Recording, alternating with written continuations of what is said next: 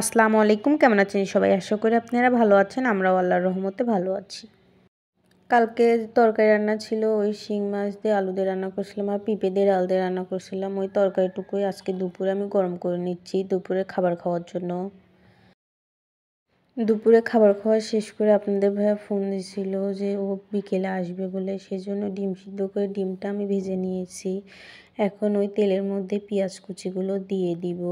সেজন্য ডিমটা আমি ভুনা করব। ডিম ভুনা করার জন্য পেঁয়াজ কুচি দিয়ে দিয়েছি। দিয়ে দেওয়ার পরে পেঁয়াজটা নেড়েচেড়ে হালকা ভেজে নিব। এখন আমি দারচিনি, এলাচ আর সামান্য জিরা দিয়ে দিলাম। দিয়ে দেওয়ার পরে সামান্য নেড়েচেড়ে ভেজে নিব। পেঁয়াজটা আমার ভেজে নেওয়া হয়ে গেছে। এখন সামান্য পানি দিয়ে দিব যেন পেঁয়াজটা না পুড়ে যায়।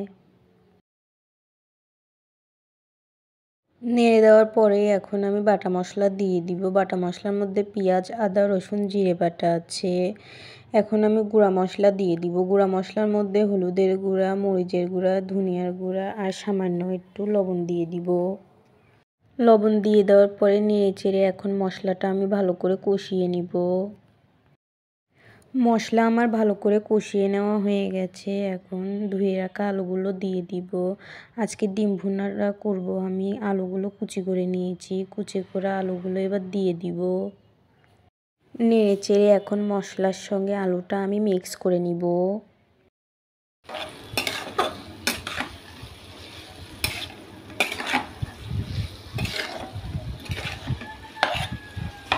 সামান্য একটু পানি দিয়ে দিব। এই পানিতেই আমি আলুটা ভালো করে কষিয়ে নিব।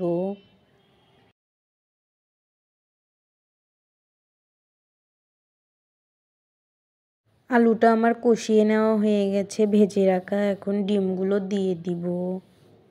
ডিমগুলো দিয়ে দেওয়ার পরে আলুর সঙ্গে ডিমটা আমি ভালো করে কষিয়ে নিব।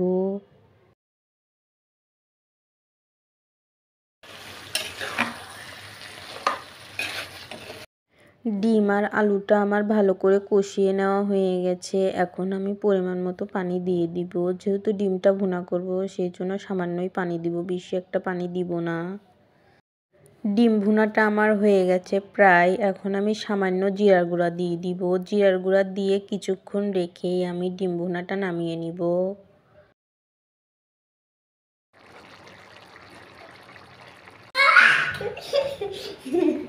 বাবা বাবা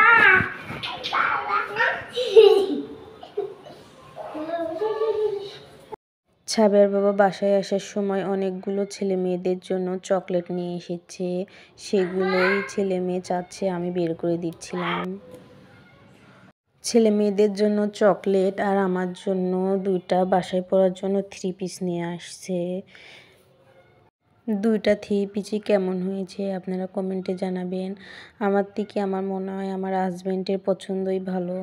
ও যেগুলো কিনে আনে আমার খুবই পছন্দ হয়। দুইটা 3 পিসই আমার অনেক পছন্দ হয়েছে।